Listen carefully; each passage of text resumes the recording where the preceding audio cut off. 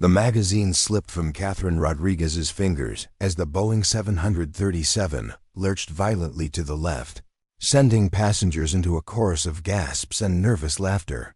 Flight 847 from Denver to Seattle had been smooth until that moment, cruising at 37,000 feet through the crisp March afternoon sky. Before we jump back in, tell us where you're tuning in from.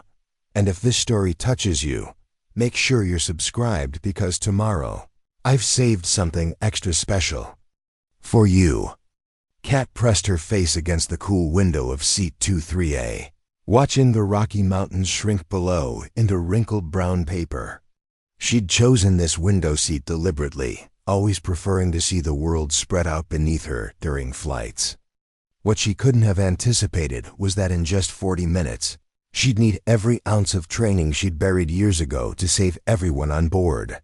The aircraft shuddered again, this time accompanied by the unmistakable sound of the engines.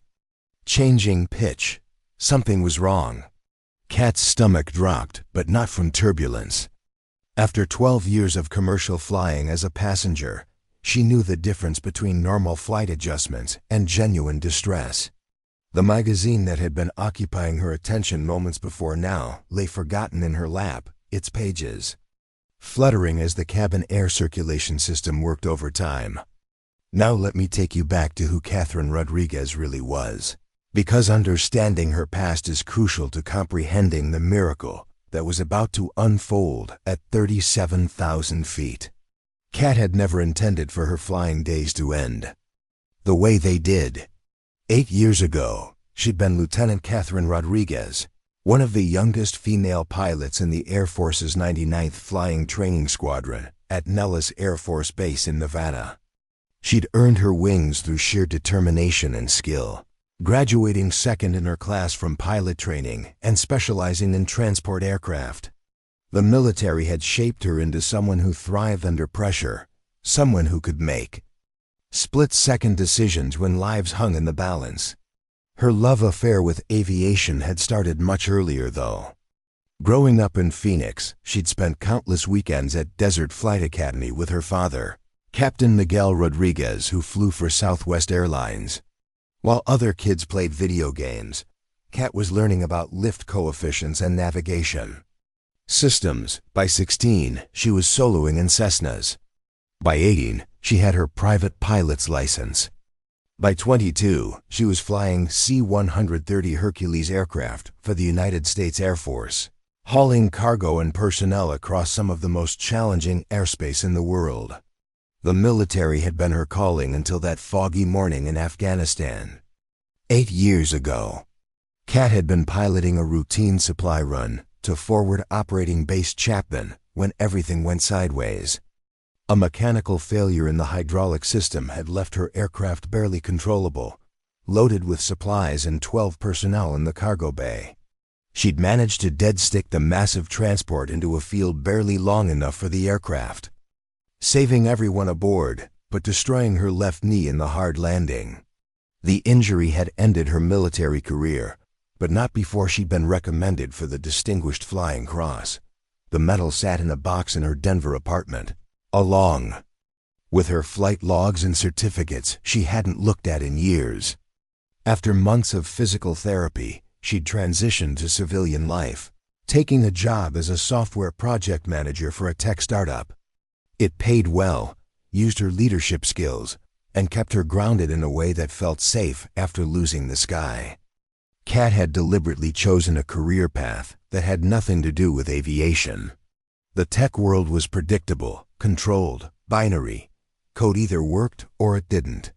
Projects had timelines and deliverables. Nobody's life hung in the balance if she made a mistake debugging an application or managing a product launch. She'd told herself she was happy trading the cockpit for a corner office, trading the responsibility for human lives for the responsibility of meeting quarterly software releases. Her current position at Cascade Digital Solutions had brought her to Denver for a client presentation, which was why she found herself on Pacific Airways Flight 847 that Tuesday afternoon. The presentation had gone well. She'd impressed the client with her team's project management capabilities and secured a 3-year contract worth $2.8 million. It should have been a celebration flight home to Seattle, where she'd moved after leaving the service to start fresh in a city where nobody knew about her military background. Kat had specifically requested the window seat in row 23 because it was positioned over the wing, giving her the best view of the aircraft's control surfaces during flight. Old habits died hard, and despite her new career, she still found herself unconsciously monitoring aircraft systems during commercial flights. She noticed things other passengers didn't: the subtle changes in engine note during climb and descent, the way the spoilers deployed during landing, the coordination between aileron and rudder movements during turns. Her colleagues at Cascade thought her attention to aircraft operations was just a quirky interest in mechanical systems, the same analytical mind that made her excellent at debugging complex software architectures. They had no idea she could actually fly these machines. Kat had never volunteered the information, and after 8 years, it seemed less relevant to her daily life with each passing month. The magazine she'd been reading was actually Aviation Week, something she still subscribed to despite her career change. She told herself it was just professional curiosity, staying current with an industry she'd once been part of. In reality, it was her way of maintaining a connection to the sky she'd lost when her military career ended. She'd been reading an article about new avionics systems in commercial aircraft when the first unusual movement caught her attention. Kat's apartment in Seattle reflected her dual nature. The living room was decorated with sleek, modern furniture that spoke to her current professional identity. But tucked away in the spare bedroom were aviation charts, flight manuals, and a sophisticated flight simulator setup she'd built during her first year as a civilian. She'd told herself it was just a hobby, a way to keep her skills sharp in case she ever wanted to pursue commercial aviation. The truth was more complicated. Flying remained in her blood even after she'd walked away from it. She'd never married, partly because her military career had made relationships difficult, but mostly because she'd never met someone who understood her dual nature. Her few serious relationships had faltered when partners couldn't reconcile the driven, analytical software manager with the woman who still dreamed in terms of altitudes and airspeeds. She'd learned to compartmentalize these parts of herself, presenting the professional face the world expected while keeping her aviator identity safely locked away. The flight from Denver had been routine until the magazine incident. Kat had boarded with her usual mixture of excitement and melancholy that came with commercial flying. She loved being airborne again, even as a passenger, but it also reminded her of everything she'd given up. The Boeing 737-800 was an aircraft she'd never piloted herself, but she understood its systems from her ongoing study of commercial aviation.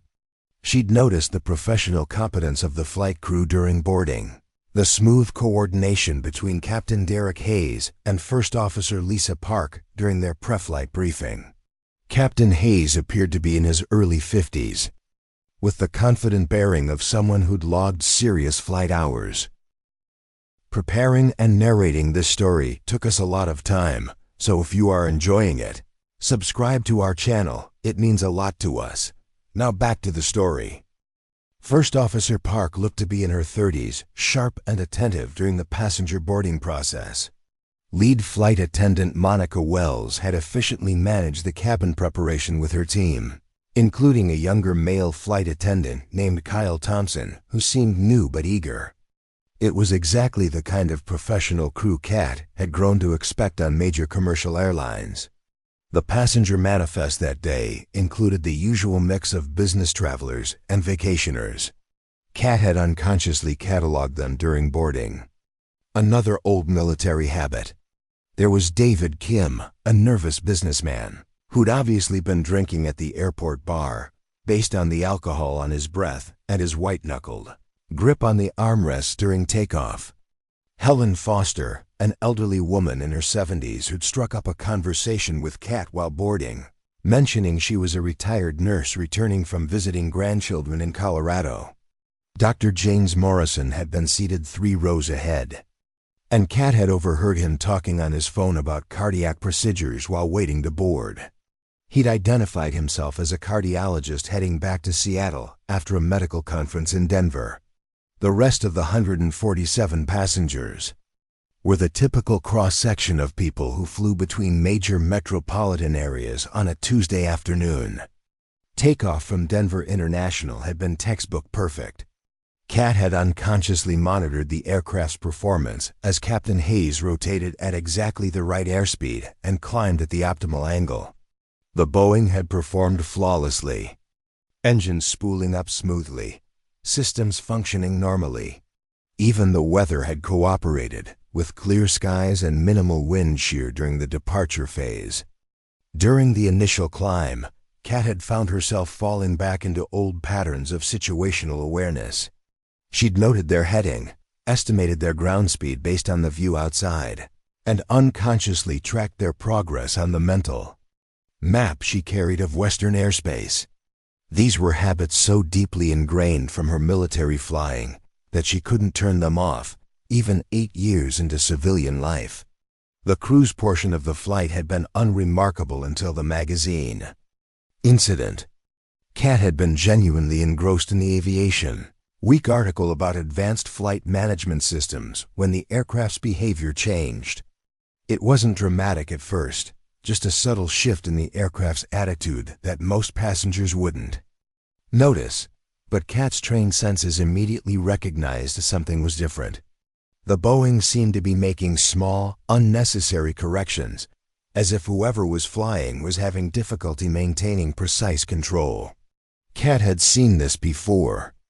During her training days when student pilots were struggling with the workload of managing complex aircraft systems. But Captain Hayes and First Officer Park were experienced professionals. There should be no reason for such inconsistent aircraft handling during routine cruise flight. Kat had been debating whether to mention her observations to a flight attendant. When the first real deviation occurred, the aircraft had banked more sharply than necessary for a routine course correction, causing her magazine to slide across the tray table. That's when she knew something was genuinely wrong. Commercial pilots simply didn't make abrupt control inputs during normal operations, especially not in smooth air at cruising altitude. Her military training had taught her to trust her instincts, and every instinct was now telling her that Flight 847 was in trouble.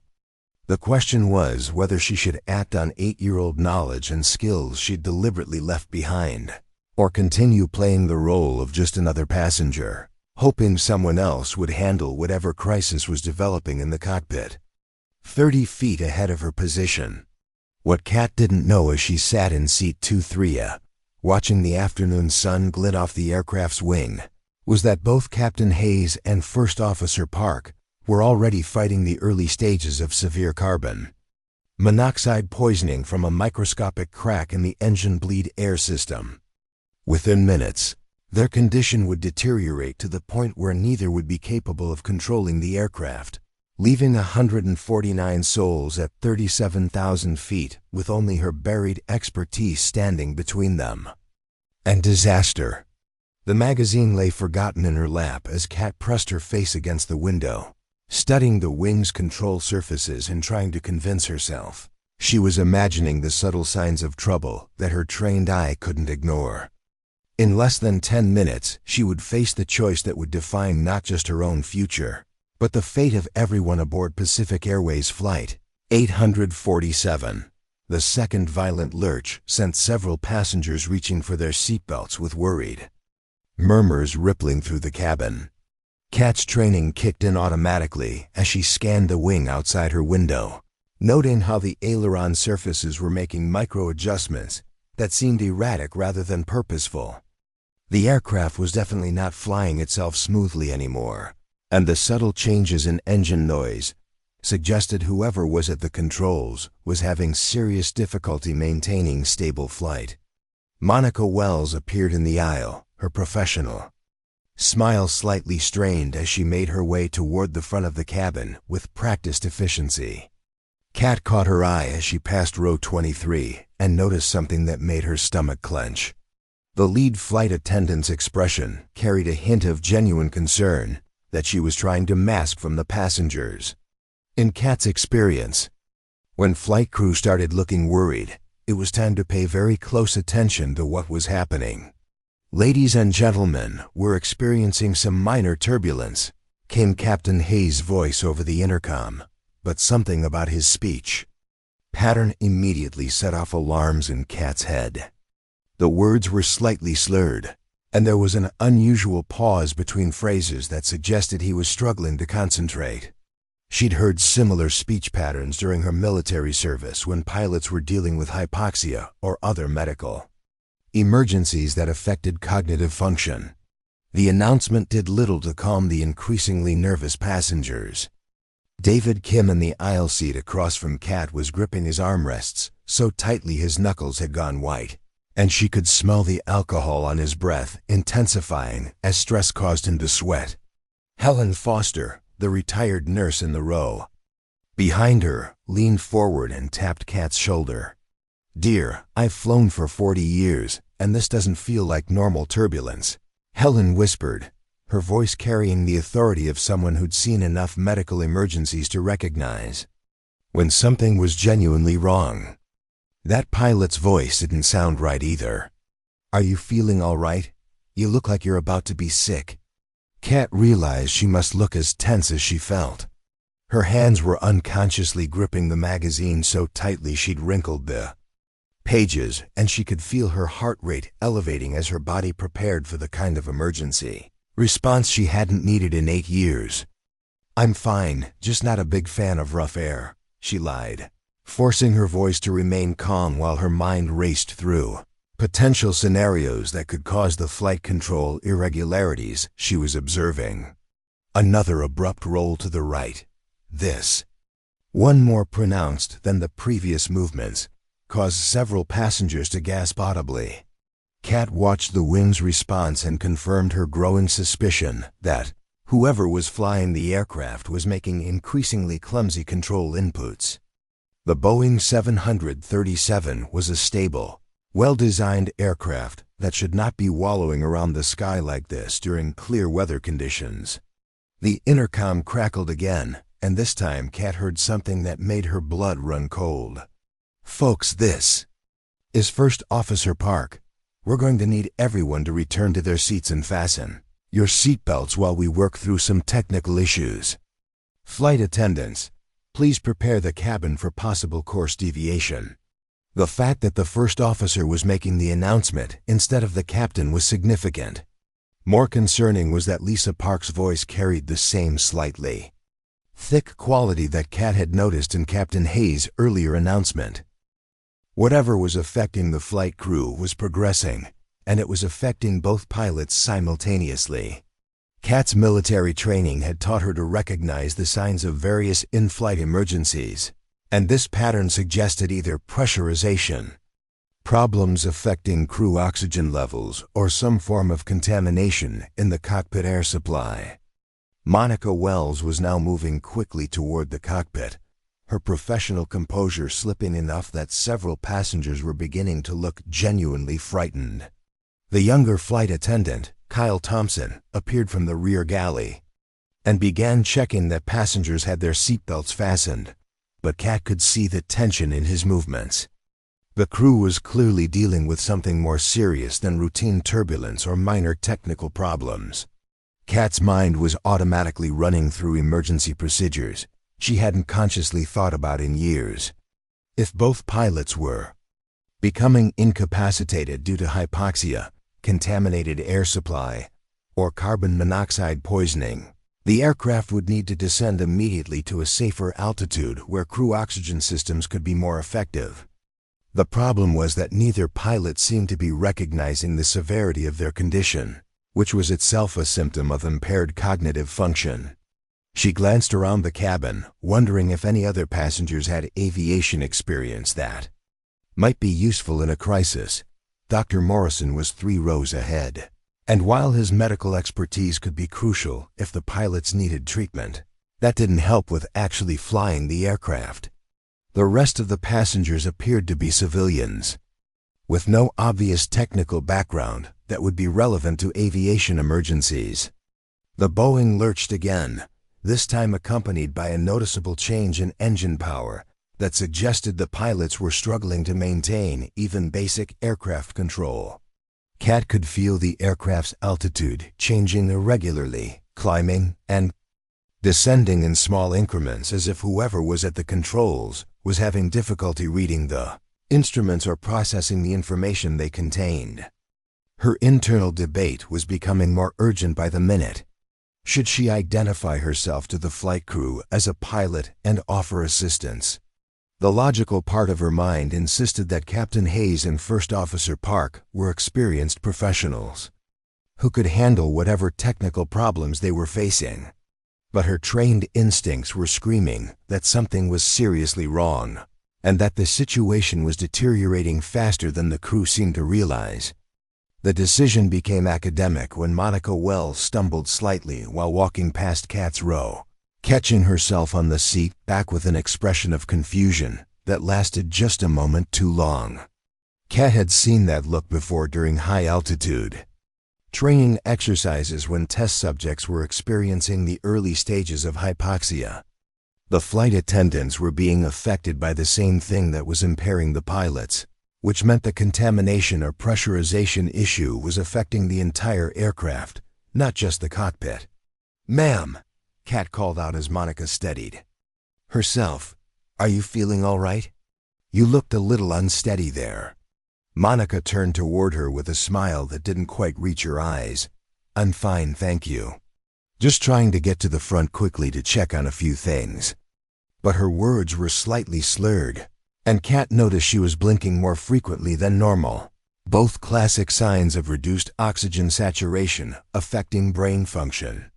The situation was rapidly moving beyond the point where waiting and hoping was a viable strategy. If the entire crew was being affected by whatever was causing the pilot's impairment, someone needed to take action before the aircraft became completely uncontrollable. Kat's hands were already reaching for her seatbelt buckle before she consciously made the decision to get involved. She stood up carefully, testing her own coordination and cognitive function. She felt fine, which suggested that whatever was affecting the crew might be isolated to the aircraft's air supply systems rather than cabin pressurization. That would make sense if there was a problem with engine bleed air contamination, which typically affected cockpit and galley air supplies. Before reaching the main passenger cabin, "Excuse me," she said to Helen Foster, who was watching her with the sharp attention of someone whose medical background was telling her the same things Kat's aviation experience was suggesting. "I need to check on something up front. If I'm not back in a few minutes, you might want to make sure everyone in this section stays calm." Helen's eyes widened slightly. "You're not just a software manager, are you?" Kat paused, realizing that her body language and demeanor had probably shifted into the command presence she'd developed during her military career. "I used to fly for the Air Force. Let's hope I'm wrong about what I think is happening up there."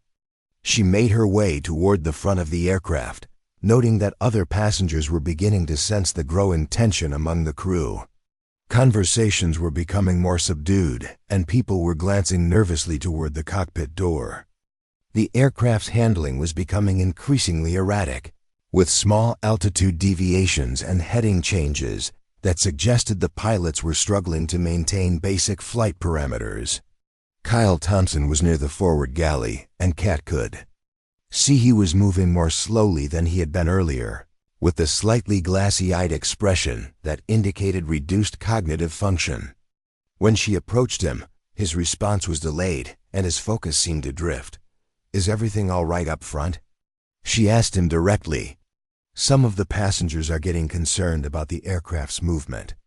Kyle blinked several times before answering.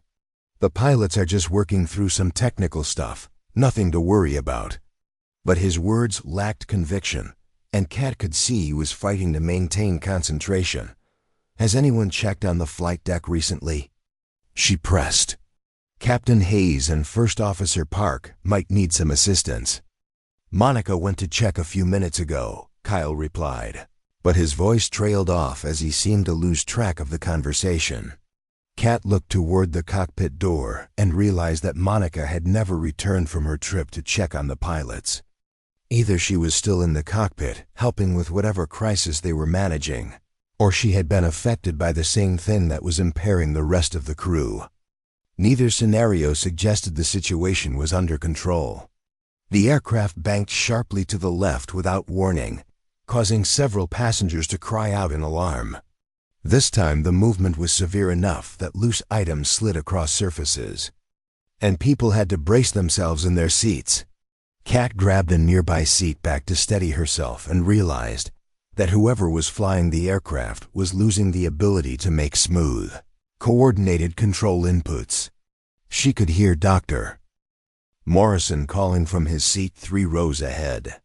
"Flight attendant, I'm a physician, and I think there might be a medical emergency with the crew."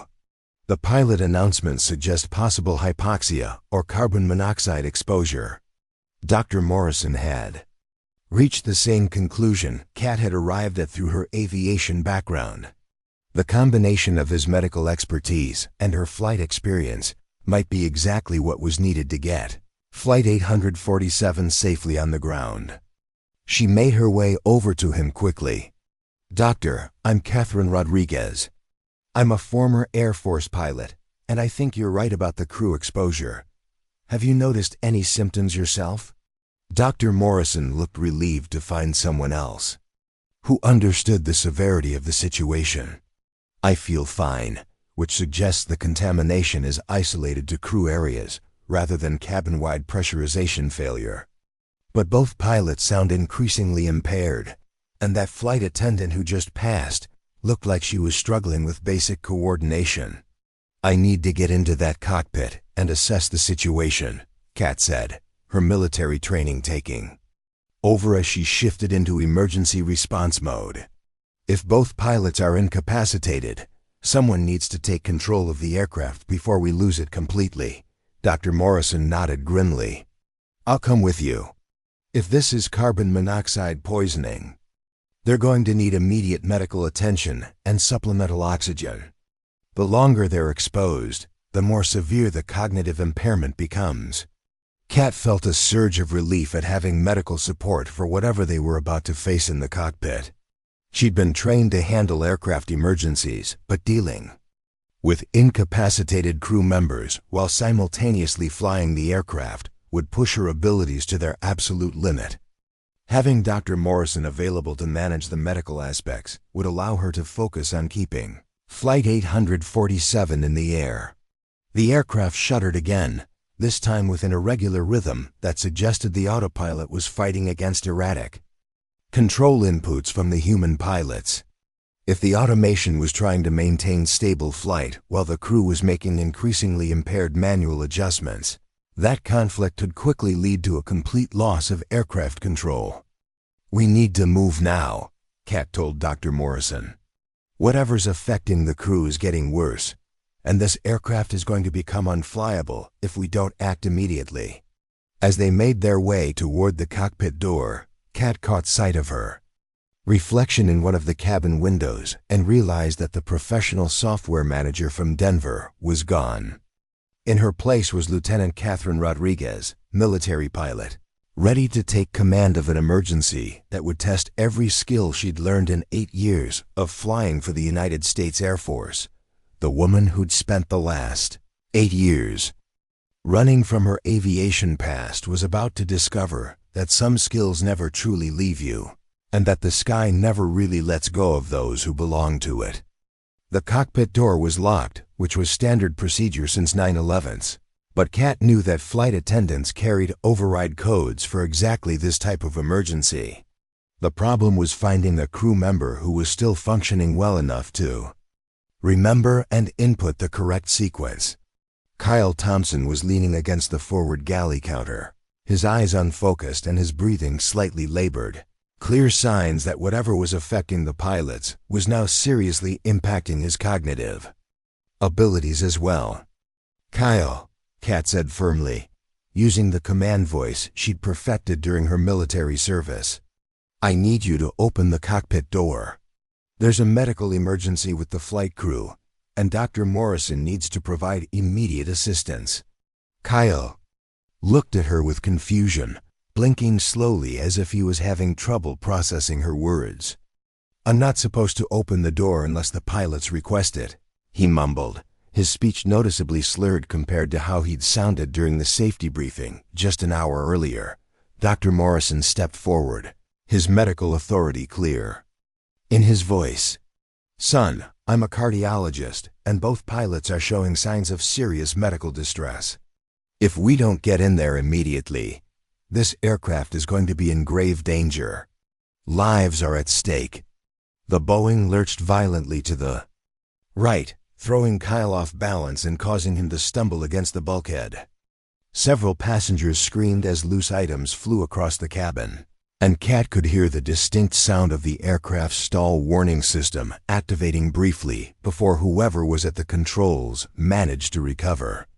The situation had progressed beyond critical and was rapidly approaching catastrophic.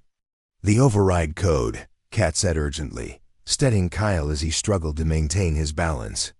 "What's the cockpit door override code?" Kyle's eyes rolled slightly as he fought to concentrate. 774, he began, then stopped, his face scrunching in confusion. "I can't remember. Monica knows it. Where's Monica?" Kat's heart sank as she realized that Monica Wells was likely in the same condition as the pilots, either unconscious in the cockpit or incapacitated somewhere else on the aircraft. The lead flight attendant had disappeared toward the front of the plane 20 minutes ago and hadn't been seen since, which strongly suggested she'd been overcome by whatever was affecting the rest of the crew.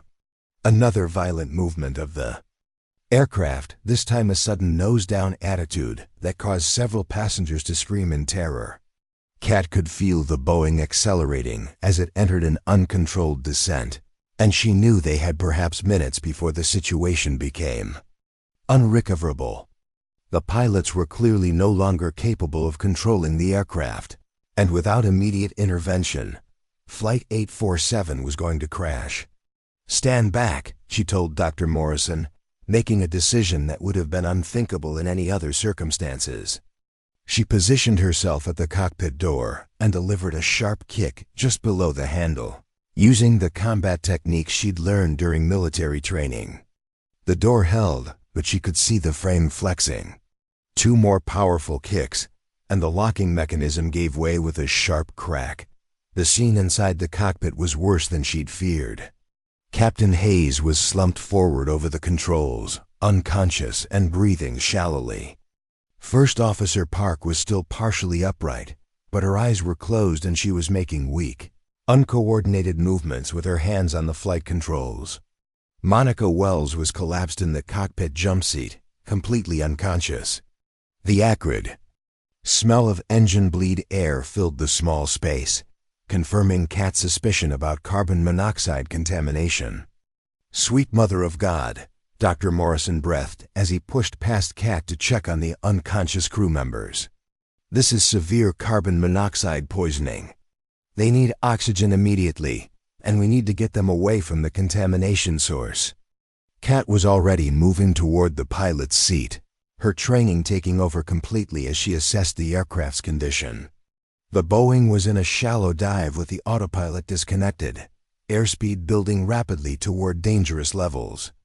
The attitude indicator showed they were in a 15-degree nose-down attitude and descending through 34,000 feet.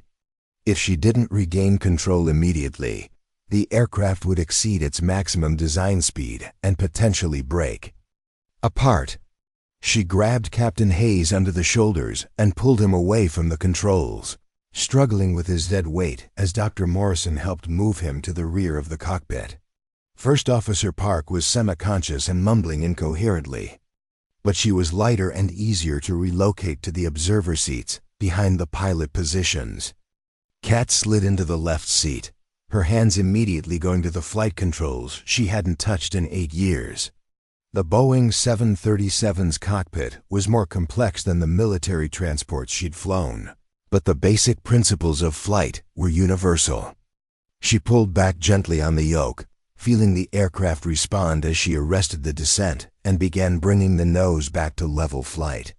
The airspeed indicator showed they were approaching the aircraft's maximum operating speed, and she could feel structural stress in the way the controls responded.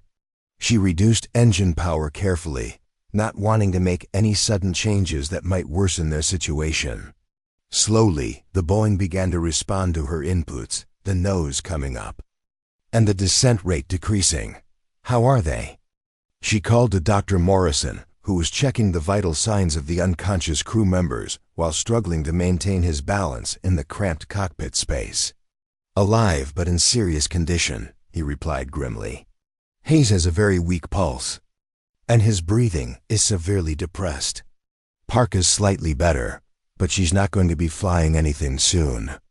Monica is the worst of the three. We need to get them on oxygen and away from this contaminated air immediately." Kat managed to level the aircraft at 32,000 feet, but she could see multiple warning lights on the instrument panel indicating various system malfunctions. The engine bleed air system that was supposed to provide clean, pressurized air to the cockpit was clearly compromised, which explained the carbon monoxide poisoning. She needed to isolate the contaminated air source and establish clean airflow, but doing so while flying an unfamiliar aircraft was going to test every skill she possessed. "Can you help me move them out of the cockpit?" she asked Dr. Morrison. "I need to shut down the bleed air system, but I can't do that with them still breathing contaminated air in here." Together, they managed to drag the 3 unconscious crew members out of the cockpit and into the forward galley area where Kyle Thompson was still struggling to maintain consciousness. Dr. Morrison immediately began administering first aid, checking airways and positioning them to ensure adequate breathing while Kat returned to the cockpit to address the aircraft systems. The Boeing's environmental control system was more complex than anything she'd dealt with in military aviation, but she located the bleed air controls and began shutting down the contaminated air supply. The process involved isolating airflow from both engines and switching to emergency oxygen systems, a procedure that would reduce cabin pressure but eliminate the carbon monoxide source. As she worked through the emergency checklist from memory, adapting procedures she'd learned on military aircraft to the commercial systems, Kat became aware of increasing chaos in the passenger cabin behind her.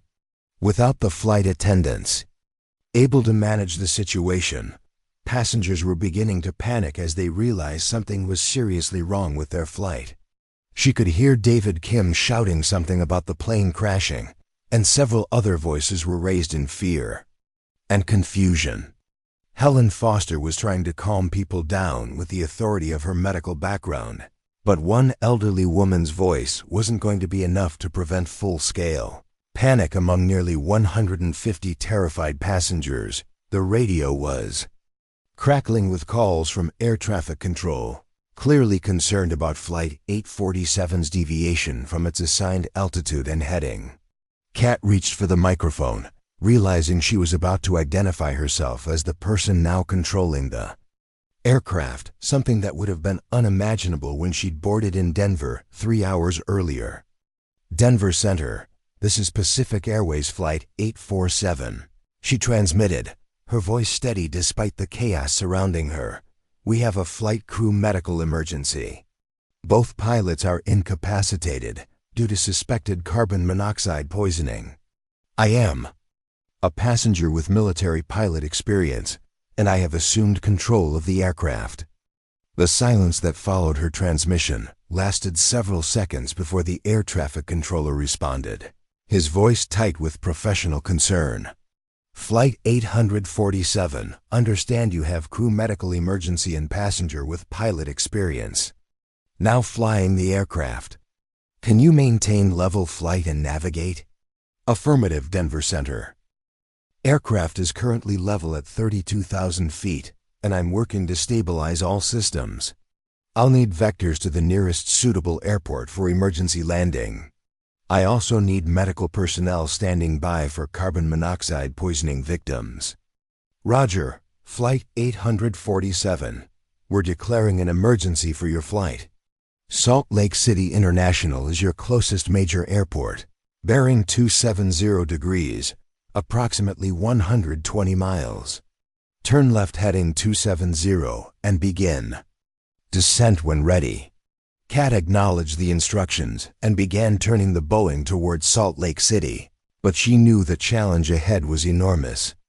She'd never landed a commercial airliner, and doing so with poisoned crew members, panicked passengers, and unfamiliar aircraft systems was going to require every ounce of skill and luck she could muster.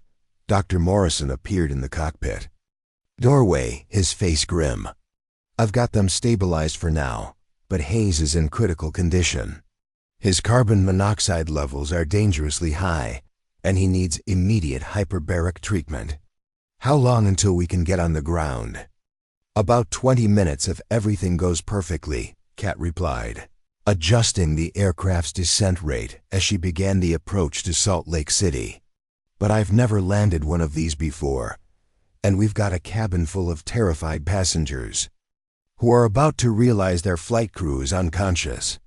As if summoned by her words, Helen Foster appeared behind Dr. Morrison, her face set with determination. I've been watching you work up here, dear, and you clearly know what you're doing. But those passengers are getting more frightened by the minute. Some of the men are talking about rushing the cockpit to see what's happening. Kat felt a chill that had nothing to do with the aircraft's environmental systems.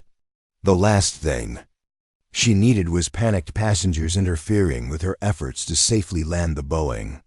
She was already operating at the absolute edge of her capabilities, and any additional distraction could prove catastrophic.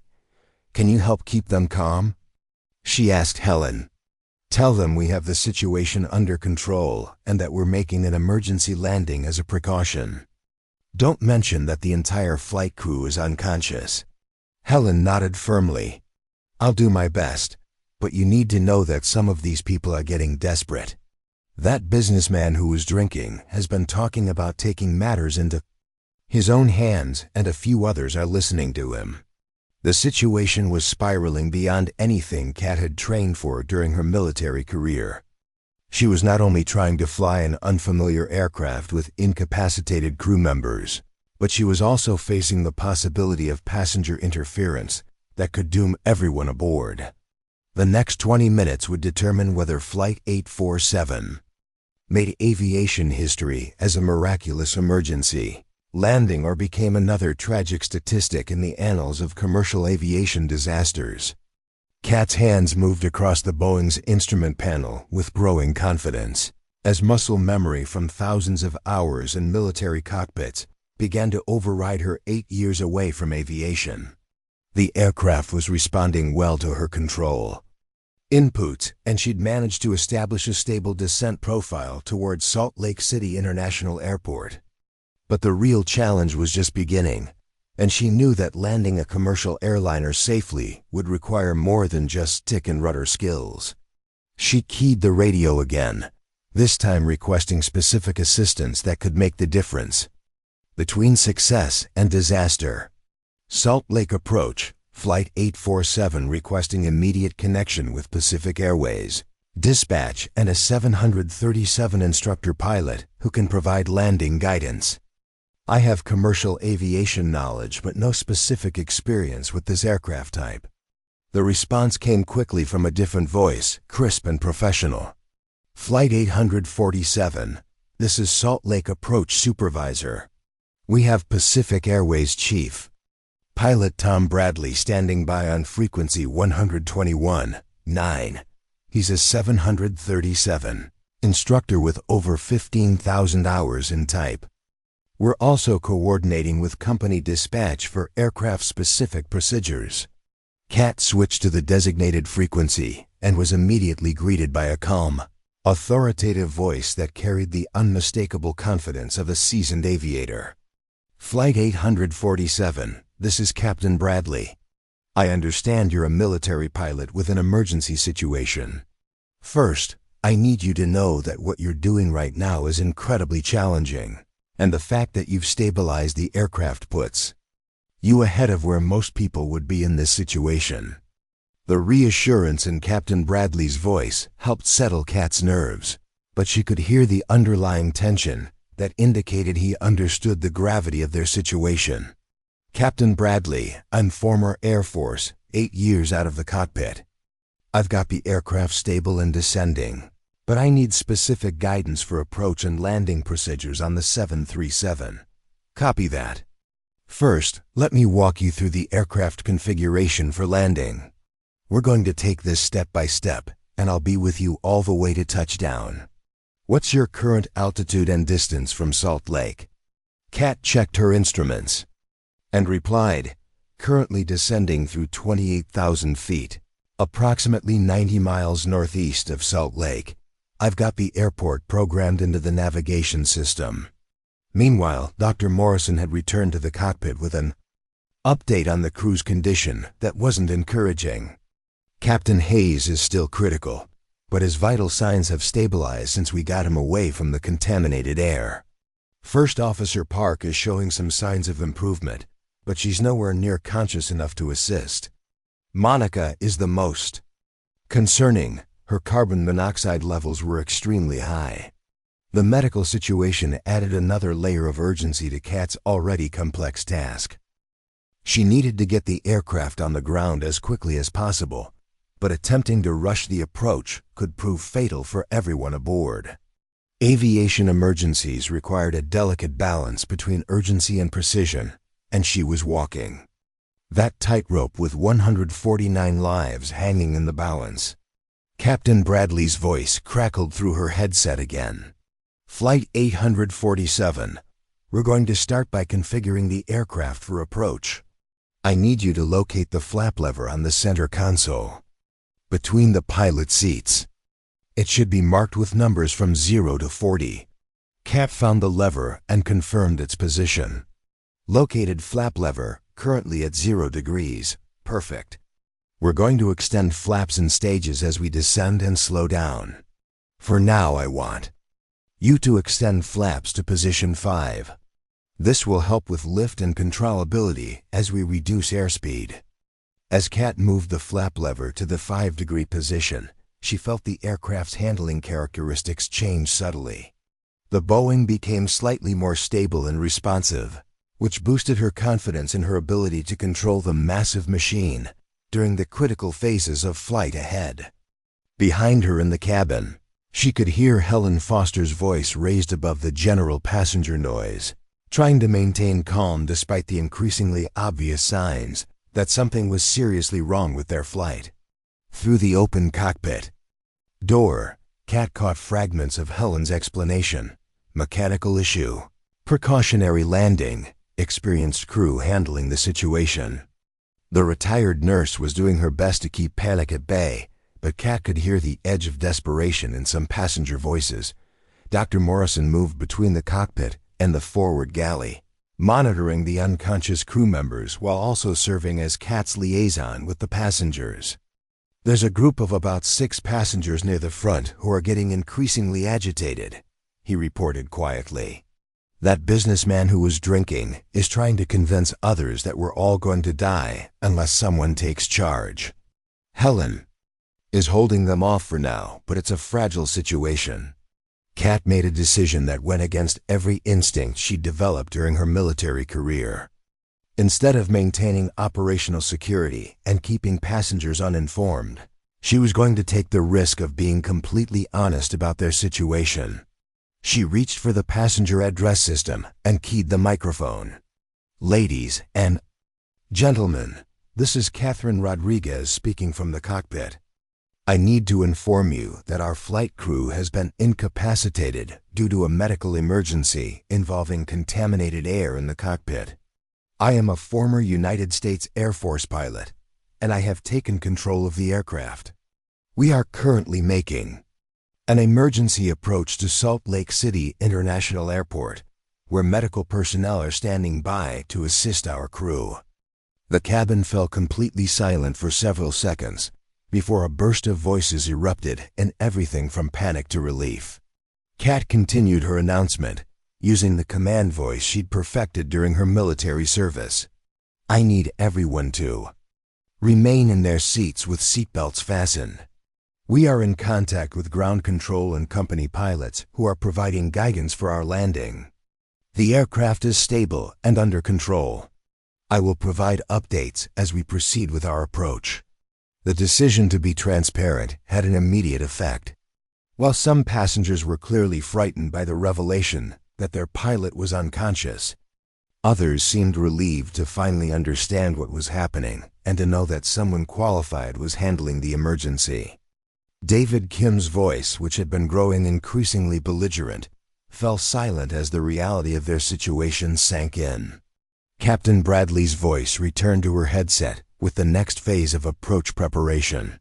Flight 847, excellent job on the passenger communication. Transparency in emergencies often works better than trying to hide the situation. Now I need you to continue your descent and start reducing airspeed. Target airspeed should be 250 knots and continue descending to 15,000 feet. Kat adjusted the throttles and elevator trim, feeling the Boeing respond smoothly to her inputs. The aircraft was proving to be remarkably stable and forgiving, which was exactly what she needed for her first commercial airliner approach. Descending to 15,000, reducing to 250 knots. Aircraft handling is very stable. That's the beauty of the 737, Captain Bradley replied. It's designed to be controllable and predictable, even in emergency situations. You're doing great. Next, I want you to locate the landing gear lever. It's a large lever with a wheel symbol, typically on the pilot's left side panel.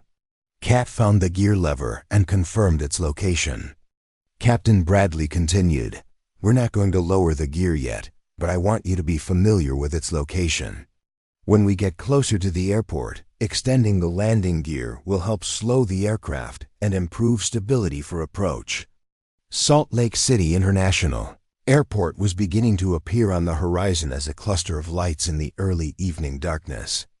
Kat could see the distinctive pattern of runway lighting that she'd learned to recognize during her military flying career, though the commercial airport was much larger and more complex than the military field she was accustomed to. Dr. Morrison appeared in the cockpit doorway again with news that sent a chill through Kat's already stressed system. We have another problem developing. Kyle Thompson is showing signs of carbon monoxide exposure now too. He was in the forward galley area for an extended period, and I think he got a higher concentration than main cabin passengers. He's becoming increasingly disoriented. The realization that the contamination might be affecting more than just the cockpit crew added a new dimension of urgency to their situation. If other passengers or crew members began showing symptoms of carbon monoxide poisoning, Kat could face a medical crisis in the cabin that would compromise her ability to focus on flying the aircraft. How long before we're on the ground? Dr. Morrison asked, his voice tight with medical concern. Kat checked her instruments and calculated their remaining distance and descent rate. About 12 minutes if everything goes according to plan. Can you keep Kyle and anyone else who might be affected stable until then? I'll do my best, but carbon monoxide poisoning can progress rapidly. We need to get this aircraft on the ground as soon as safely possible. Captain Bradley's voice interrupted their conversation with the next phase of approach preparation. Flight 847, Salt Lake Tower has you in sight and is clearing all other traffic from your approach path. You're cleared to descend to 10,000 feet and reduce speed to 200 knots. We're also going to start configuring for landing approach. Kat acknowledged the clearance and began the descent, feeling the weight of responsibility settling more heavily on her shoulders as they got closer to the most critical phase of the flight. Landing a commercial airliner was something she'd never done, and despite Captain Bradley's excellent guidance, She knew that the final approach and touchdown would test her abilities to their absolute limit. "Flaps to 15 degrees, Captain," Bradley instructed. "This will give you more lift at lower speeds and better control response. You should feel the aircraft become more stable and responsive." As Kat extended the flaps to 15 degrees, the Boeing's handling characteristics changed again, becoming more responsive to control inputs while maintaining excellent stability. She was beginning to develop a feel for how the commercial airliner responded differently from the military transports she'd flown, and the differences were actually working in her favor. The airport was growing larger in the windscreen, and Kat could see the emergency vehicles already positioned along the runway they'd be using for landing. Fire trucks, ambulances, and other emergency equipment were clearly visible, their flashing lights creating a pattern of red and blue against the white runway lighting. "Flight 847, you're looking good on approach profile," Captain Bradley reported. "We're going to lower the landing gear now. Move the gear lever to the down position, and you should hear and feel the gear extending." Kat moved the gear lever down and immediately heard the hydraulic whining of the landing gear extending, followed by 3 green lights on the instrument panel indicating that all gear was down and locked. The aircraft's handling changed noticeably as the gear created additional drag, requiring a slight power increase to maintain their approach speed. "Gear down and locked, 3 green lights," Kat reported, feeling a surge of confidence as each procedural step was completed successfully. Behind her, she could hear Helen Foster making another passenger announcement, her voice carrying the authority of someone who dealt with medical emergencies for decades. "Ladies and gentlemen, we're making our final approach to Salt Lake City. Please ensure your seatbelts are securely fastened and your seats are in the upright position. Our pilot is doing an excellent job, and emergency medical personnel are standing by at the airport."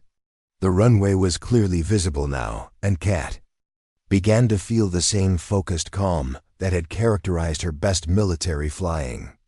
All the stress and uncertainty of the past hour was crystallizing into the pure concentration that separated successful pilots from everyone else. She had trained for situations like this, even if the specific aircraft and circumstances were new.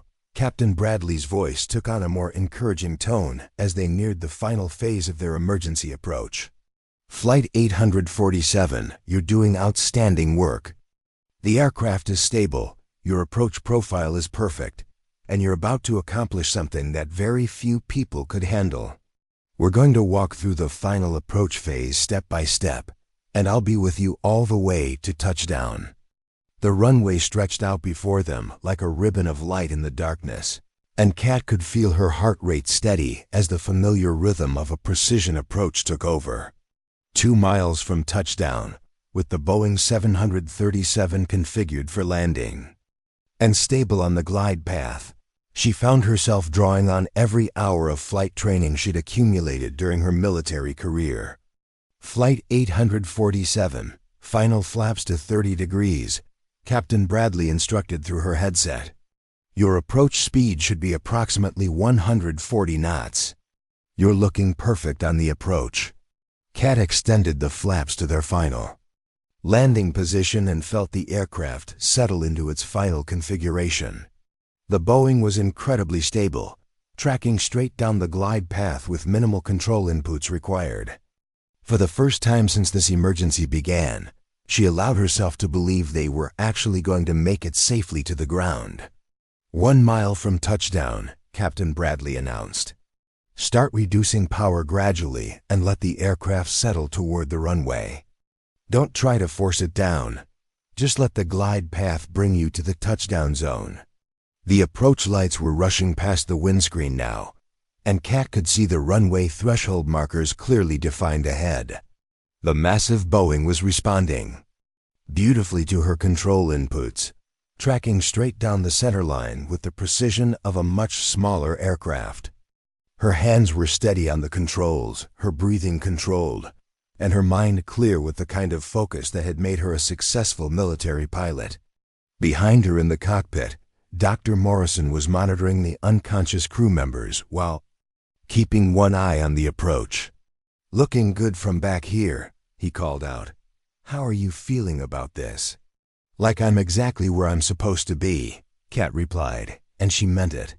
For the first time in 8 years, she felt completely in her element, using skills that had never really left her despite the long absence from aviation. The software project manager from Denver was gone completely now, replaced by Lieutenant Catherine Rodriguez, military pilot, bringing her aircraft and passengers home safely. The runway threshold passed beneath them, and Kat began the delicate process of transitioning from approach to landing. She reduced power gradually while pulling back gently on the yoke, feeling for the precise moment when the main landing gear would touch down on the runway surface. 50 feet, Captain Bradley called out. "Looking perfect. Start your flare now. Bring the nose up gently." Kat raised the nose slightly, feeling the Boeing settle toward the runway as airspeed decreased. The aircraft was floating just above the runway surface now, perfectly aligned with the centerline and ready for touchdown. Everything she'd learned about landing heavy aircraft in challenging conditions was coming together in this moment. The main landing gear touched down with barely a bump, followed immediately by the nose gear settling onto the runway surface. Kat applied the wheel brakes smoothly while deploying the thrust reversers to help slow the massive aircraft. The Boeing tracked straight down the centerline as it decelerated, responding to her control inputs with the precision she'd hoped for, but hadn't dared expect. "Outstanding landing." Captain Bradley's voice carried genuine admiration. "Flight 847, you are safely on the ground at Salt Lake City International.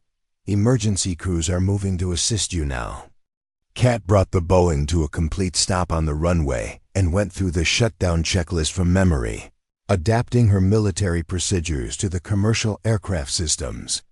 As the engines spooled down and the aircraft systems powered off, she finally allowed herself to fully comprehend what had just happened. She'd successfully landed a commercial airliner with no previous experience in the aircraft type, saving the lives of everyone aboard. Emergency vehicles surrounded the aircraft within seconds, and medical personnel rushed aboard to attend to the unconscious crew members.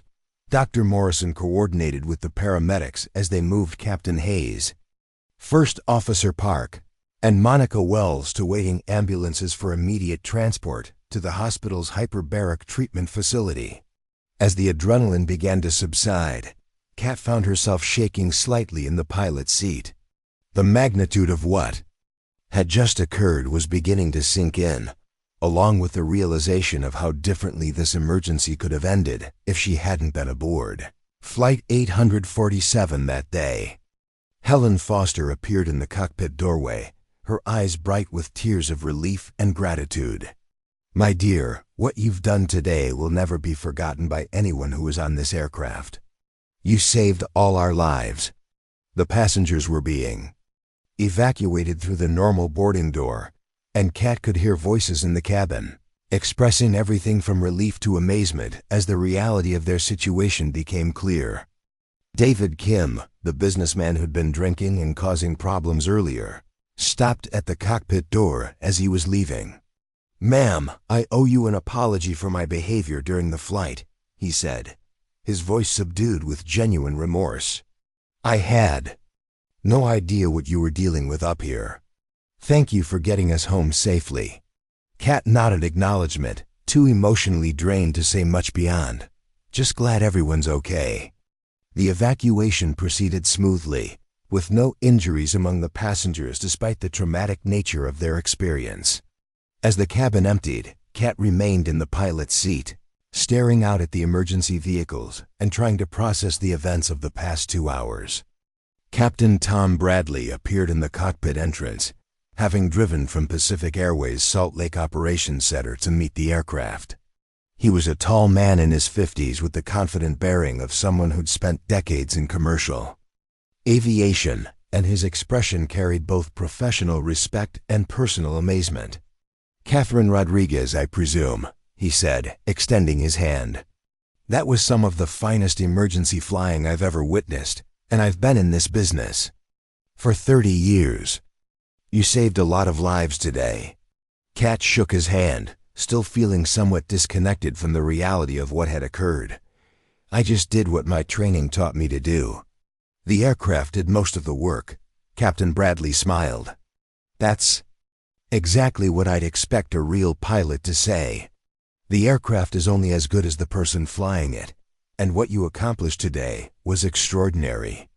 Flying an unfamiliar aircraft type in an emergency situation, with incapacitated crew and panicked passengers, requires skills that can't be taught in any classroom." Over the next several hours, Kat found herself at the center of a whirlwind of debriefings, interviews, and medical examinations. The FAA investigators wanted detailed accounts of the emergency procedures she'd followed. Pacific Airways executives were interested in understanding how their aircraft systems had performed during the crisis. Medical personnel needed to confirm that she hadn't been affected by the carbon monoxide contamination that had overcome the crew. Dr. Morrison sought her out during the investigation process to provide an update on the crew's condition. "Captain Hayes is in serious but stable condition," he reported. "The hyperbaric treatment is helping reduce his carbon monoxide levels, and doctors expect a full recovery. First Officer Park and Monica Wells are both responding well to treatment. Kyle Thompson is also going to be fine." The source of the carbon monoxide contamination was traced to a microscopic crack in one of the engine bleed air ducts that supplied pressurized air to the cockpit environmental system. The crack had been too small to detect during routine maintenance inspections, but it had allowed combustion byproducts to contaminate the cockpit air supply during the flight. The contamination had been most concentrated in the cockpit and forward galley areas, which explained why the passengers in the main cabin had been largely unaffected. Pacific Airways immediately grounded their entire 737 fleet for intensive inspections of the bleed air systems, and the FAA issued an emergency airworthiness directive requiring enhanced inspection procedures for all aircraft with similar environmental control configurations. The media attention was overwhelming and immediate.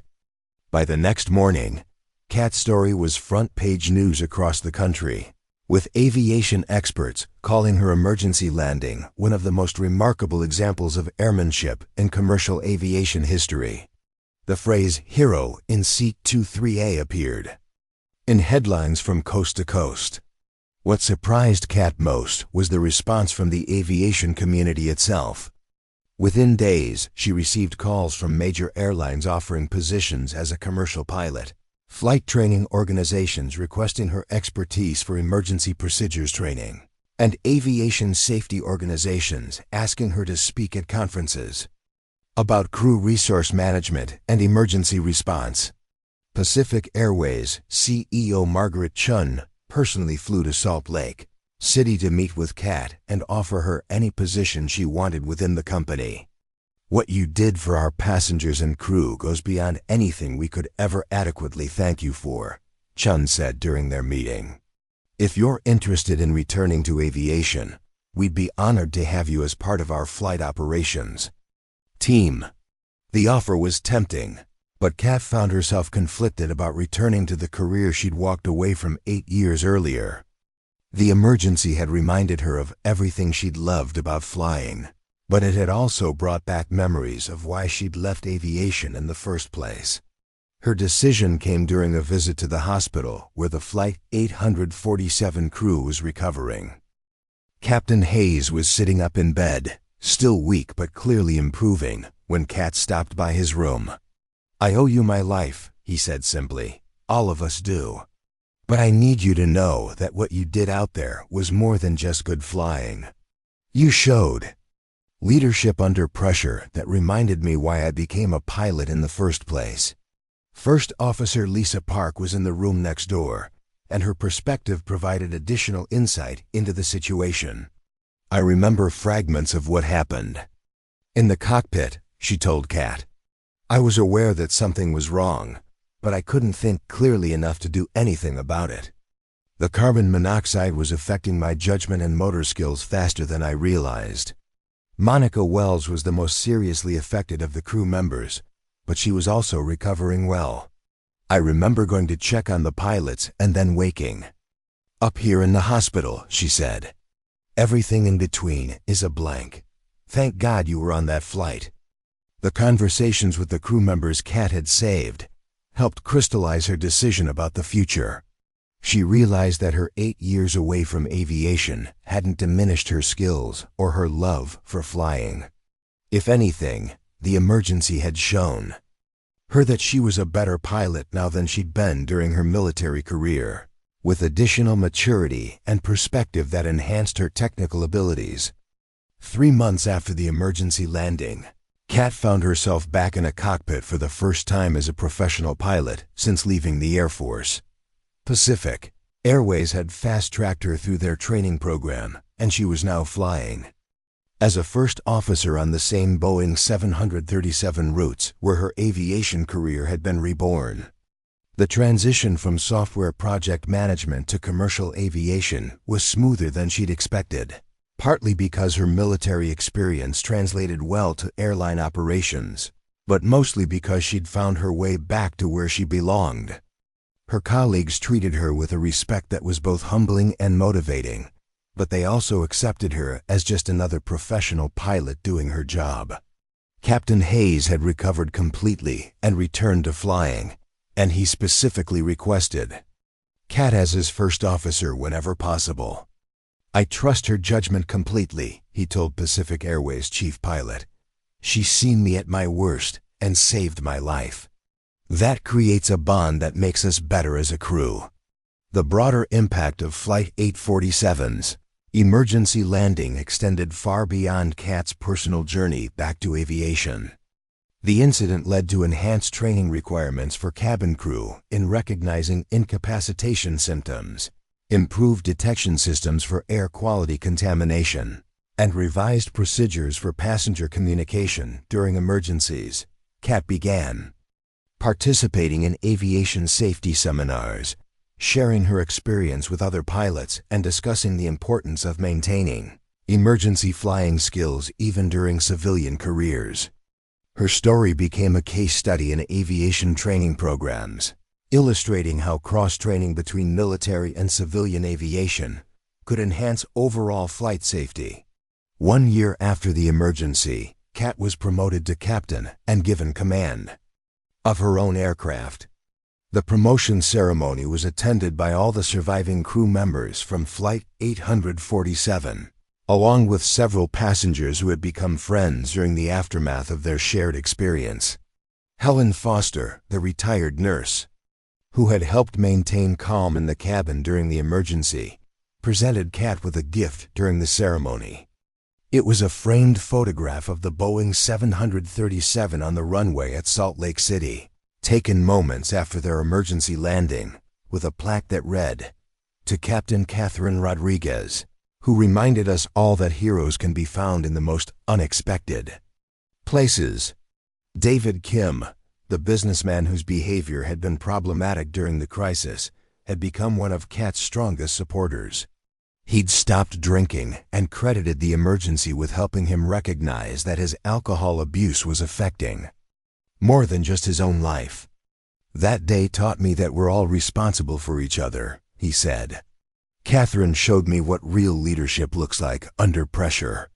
Dr. Morrison had collaborated with Kat on several aviation medical emergency protocols, using their shared experience to develop better procedures for dealing with crew incapacitation scenarios. Their work was adopted by several major airlines and incorporated into international aviation safety standards. As Kat settled into her new role as an airline captain, she often reflected on the chain of events that had brought her back to aviation. If she hadn't chosen seat 2-3 that day, if she hadn't maintained her aviation knowledge during her civilian career, if she hadn't made the decision to act when the crisis developed, the outcome would have been tragically different. The magazine that had been in her lap when the emergency began was never recovered from the aircraft. It had been lost somewhere during the evacuation, but Kat didn't need it anymore. She was living the aviation stories now instead of just reading about them, back where she belonged in the sky she'd never really left. Flying for Pacific Airways gave her the opportunity to combine her love of aviation with a sense of purpose that extended beyond just moving passengers from one city to another. Every flight was an opportunity to demonstrate the professionalism and skill that aviation demanded, and every safe landing was a reminder of why she'd been drawn to flying in the first place. The emergency had taught her that sometimes the most important journeys aren't the ones we plan, but the ones that choose us. Flight 847 had been scheduled to be a routine trip from Denver to Seattle, but it had become the flight that brought Kat home to her true calling. The woman who'd boarded as a software project manager in seat 23A had emerged as Captain Catherine Rodriguez, airline pilot, exactly where she was meant to be. Years later, when she told the story to new pilots during training sessions, Kat always emphasized that emergency flying wasn't about individual heroism, but about using every available resource to solve problems under pressure. The successful outcome of Flight 847 had been the result of teamwork between herself, Captain Bradley, Dr. Morrison, Helen Foster, and many others who had contributed their expertise when it was needed most. But privately, in quiet moments during long flights over the same western mountains where her aviation career had been reborn, Kat sometimes thought about the magazine she'd been reading in seat 23A, and how one moment of turbulence had changed not just her life, but the lives of everyone who had shared that extraordinary day when ordinary people had accomplished something extraordinary together. Up next, you've got two more standout stories right on your screen. If this one hit the mark, you won't want to pass these up. Just click and check them out.